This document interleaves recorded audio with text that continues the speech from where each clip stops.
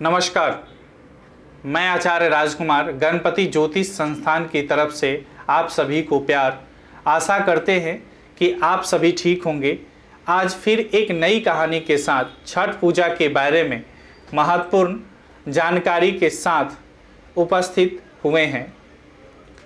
उसके साथ ही आज जो कहानी लेकर आया हूँ वो है बद्रीनाथ और केदारनाथ धाम के बारे में। सनातन धर्म में बद्रीनाथ और केदारनाथ धाम के दर्शनों का सबसे ज़्यादा महत्व है।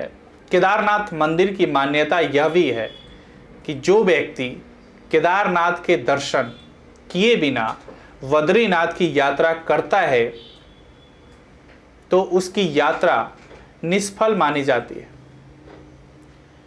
केदारनाथ मंदिर की मान्यता यह भी है कि केदारनाथ भगवान शिव के 12 ज्योतिर्लिंगों में से एक है।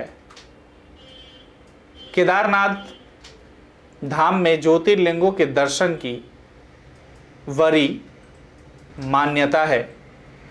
इस स्थान के बारे में माना जाता है कि ज्योतिर्लिंगों के दर्शन से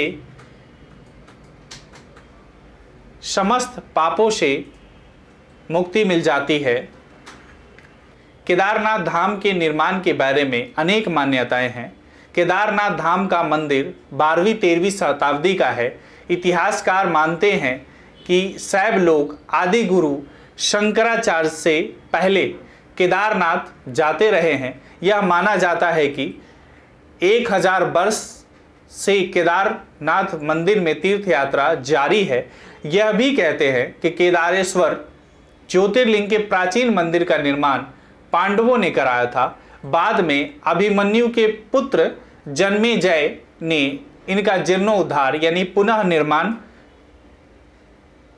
कराया था। लेकिन जो सबसे ज़्यादा प्रसिद्ध है वो है कि सतयुग में शासन करने वाले राजा केदार के नाम पर इस स्थान का नाम केदार पड़ा है।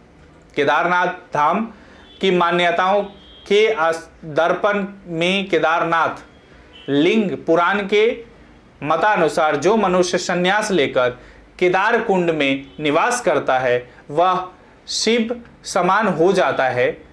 कर्म पुराण में कहा गया है कि महालय तीर्थ में स्नान करने और केदारनाथ का तीर्थ करने से समस्त पापों का नाश हो जाता है। पद्म पुराण में कहा गया है कि जब कुंभ राशि पर सूर्य तथा गुरु ग्रह स्थित हो तब केदारनाथ का दर्शन तथा स्पर्श मोक्ष प्राप्त करता है। हमारे सनातन धर्म में एक विशेष महापुराण है स्कंद पुराण। इसमें भी केदारनाथ का महात्म्य बताया गया है। केदारनाथ मंदिर के बारे में शिव पुराण में कहा गया है कि केदारनाथ में जो तीर्थयात्री आते हैं उन्हें स्वर्ग की प्राप्ति होती है और अपने सभी पापों से मुक्त भी हो जाते हैं। केदारनाथ के जल में अत्यंत धार्मिक महत्व दिया जाता है। अब महत्वपूर्ण जानकारी छठ पूजा से संबंधित आपसे साझा करता हूँ। आशा करता हूँ कि ये आपके लिए लाभदायक होगी। दिवाली के बाद से ही छठ पर्व की तैयारियां शुरू हो जाती है। दिवाली के 6 दिन बाद छठ महापर्व बड़े ही धूमधाम से मनाया जाता है। विशेष रूप से पूर्वी उत्तर प्रदेश, बिहार और झारखंड जैसे राज्यों में इस पर्व की धूम देखने को मिलती है। केवल भारत नहीं बल्कि छठ महापर्व की लोकप्रियता आज विदेशों तक देखने को मिलती है। छठ पूजा का व्रत कठिन व्रतों में से एक होता है। इसमें पूरे 4 दिनों तक व्रत के नियम का पालन करना पड़ता है और व्रती पूरे 36 घंटे का निर्जला व्रत रखती हैं। इस साल छठ व्रत की शुरुआत शुक्रवार 28 अक्टूबर 2022 से नहाय खाए के साथ हो रही है। छठ पूजा में नहाय खाए, खरना, अस्ताचलगामी अर्घ और उषा अर्घ का विशेष महत्व होता है। जानते हैं 4 दिवसीय छठ पर्व से जुड़ी विशेष व महत्वपूर्ण तिथियों के बारे में। छठ पूजा कब है उसके बारे में आपको हम बताते हैं। पहला दिन नहाय खाए 28 अक्टूबर शुक्रवार को है। दूसरा दिन खरना 29 अक्टूबर 2022 शनिवार को है। तीसरा दिन डूबते हुए सूरज को यानी अस्त चलगामी सूर्य को अर्घ है 30 अक्टूबर 2022 रविवार को। आखिरी दिन एवं चौथे दिन उगते हुए सूरज को यानी उदीयमान सूर्य को अर्घ देना 31 अक्टूबर 2022 सोमवार को ये त्यौहार की जाएगी। छठ पर्व के नियम क्या है? छठ पूजा के नियम पूरे 4 दिन तक चलते हैं। कार्तिक शुक्ल पक्ष की चतुर्थी को स्नान आदि से निर्वित होने के बाद ही भोजन ग्रहण किया जाता है। इसे नहाए खाए भी कहा जाता है। इस दिन कद्दू भात का प्रसाद खाया जाता है। कार्तिक शुक्ल पक्षमी के दिन नदी या तालाब में पूजा कर भगवान सूर्य की उपासना की जाती है। संध्या में खरना करते हैं।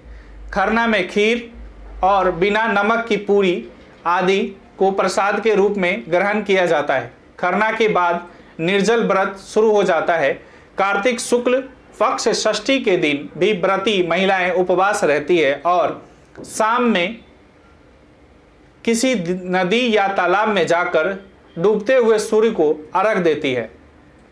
यह अर्घ एक बांस के सूप में फल, ठेकुआ प्रसाद, ईख, नारियल आदि को रखकर दिया जाता है। कार्तिक शुक्ल पक्ष सप्तमी को भोर में उदयमान यानी उगते हुए सूर्य को अर्घ दिया जाता है। इस दिन छठ व्रत संपन्न हो जाता है और व्रती व्रत का पारण करती हैं। छठ पूजा का महत्व। छठ पर्व श्रद्धा और आस्था से जुड़ा है। जो व्यक्ति इस व्रत को पूरी निष्ठा और श्रद्धा से करता है उसकी मनोकामनाएं पूरी होती है। छठ व्रत सुहाग, संतान, सुख, सौभाग्य और सुखमय जीवन की कामना के लिए किया जाता है। मान्यता है कि आप इस व्रत में जितनी श्रद्धा से नियम और शुद्धता का पालन करेंगे, छठी मैया आपसे उतना ही प्रसन्न होंगी। नमस्कार, राधे राधे।